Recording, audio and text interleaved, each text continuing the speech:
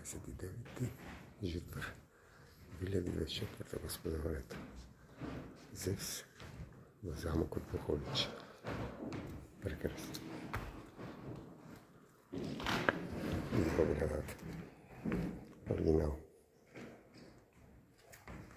To je celý skladník. Čekaj, naša Čekarová. Mária Teresa.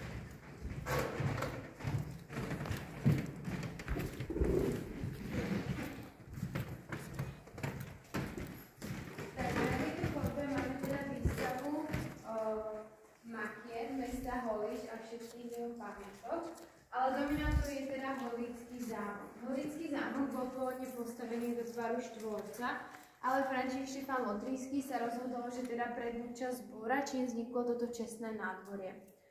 A vlastne hlavná strecha Holíčského zámku, tak vlastne ňu tvoria také dve áčkovité strechy, čím vzniká tzv. Lievik, kde bolo umiestnených 6 medených nádrží.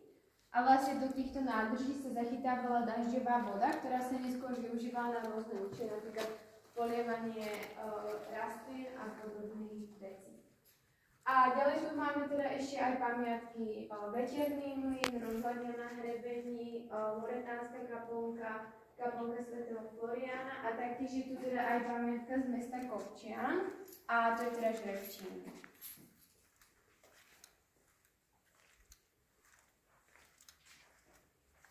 Cada vaca se capela.